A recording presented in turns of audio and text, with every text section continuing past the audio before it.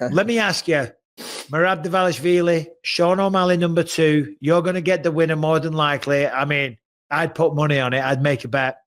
Who wins that fight? Who are you facing? Yeah, I mean, I think that it's going to look pretty much the same as the first one, most likely. And that's kind of just being that O'Malley was couched probably for like 2 of however long that was stint in between their first fight. But man, I just don't really see O'Malley being able to get good enough at grappling in that time while he was hurt. I also think that Merab was getting ready for a title fight, had another title fight, is like way more experienced because that was a tough ass fight for him.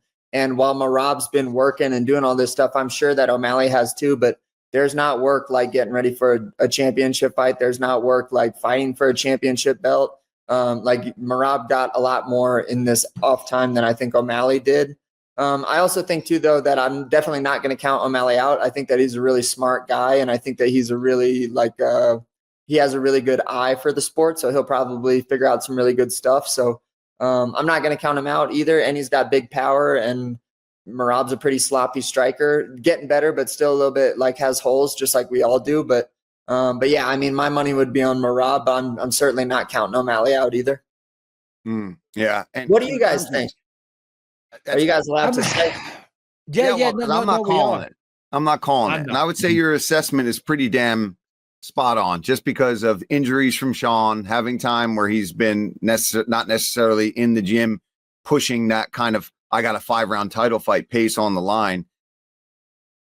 And Merab is just, he's nuts. That's all he's doing. Do you know what I mean? Especially if he's not hurt or out. That's all he's doing is focusing on getting ready and beating a guy like Sean again, you know? And I think you present problems in a way, especially after that showing with Figgy, where so much of it was in the ground, was in the transitions, was sneaky kind of 50-50, like leg lock game, like that stuff that like you just did on Saturday, where you submitted him via knowing where the legs need to be at the right time to force something to pop, and him making a mistake on that. That's high level jiu-jitsu. Yeah, thanks. Yeah. You know what else I heard Sean O'Malley say too recently, where I was kind of like, I don't really know, is he said that he was talking, I think maybe on Ariel's show, but he was talking about how he grappled more in like the last week than he did for the entire Merab fight or something. And then he went on and was like, we just did like 6-7 minute rounds or whatever it was. And I was like, bro, you're doing the wrong type of grappling then, because it's not jiu-jitsu, dude. Like jiu-jitsu is not the answer for MMA. Wrestling is the answer for MMA. There's like small spots where like, yeah, you can like enter into certain leg entanglements kind of, and then like maybe use them to get up or whatever. But dude, like if you're wrestling, like 3-minute rounds, 5-minute rounds is like more than enough to get like a day's worth of work in. So I'm kind of in my head, I'm like, God, dude, you're just doing more jiu-jitsu. Like that's not going to be the answer for beating the Merab. Same like, thing. You know, like it's you know, like if you're able to go that long, you're not wrestling, you know? Yeah. No. I fully agree. Before we let you get out of here, Cory, pay-per-view this weekend. Belal Muhammad, Jack Della Maddalena. Who walks away as the welterweight champion of the world? I think Belal's going to win that one. I think Jack's super good. He's really tough, but I mean, Belal just there's something about Belal where he's able to win so dominantly, and it's not the most impressive, most fun thing to watch for some people, but dominance kind of isn't. And yeah, I think Belal will take it.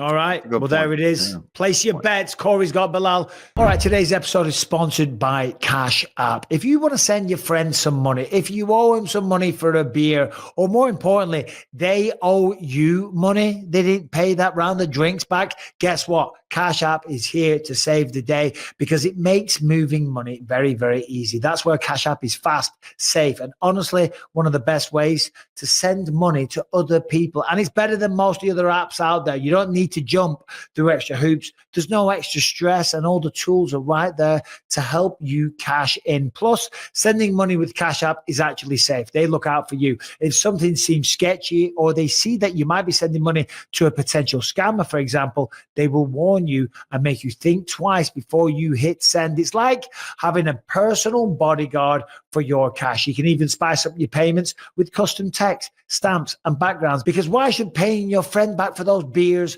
be so boring? If for whatever insane reason you don't already have Cash App, just download it from the App Store right now. Use the code BELIEVE when you sign up. Send $5 to a friend and you will get $10 just for getting started. So if you need to send cash, receive cash, if you want to save some cash, you need to get Cash App. For a limited time only, Cash App users can use our exclusive code to get some additional cash. For real, there's no catch. Just download the Cash App, use the code BELIEVE when you sign up, send $5 to a friend within 14 days, and you'll get $10 dropped right into your account.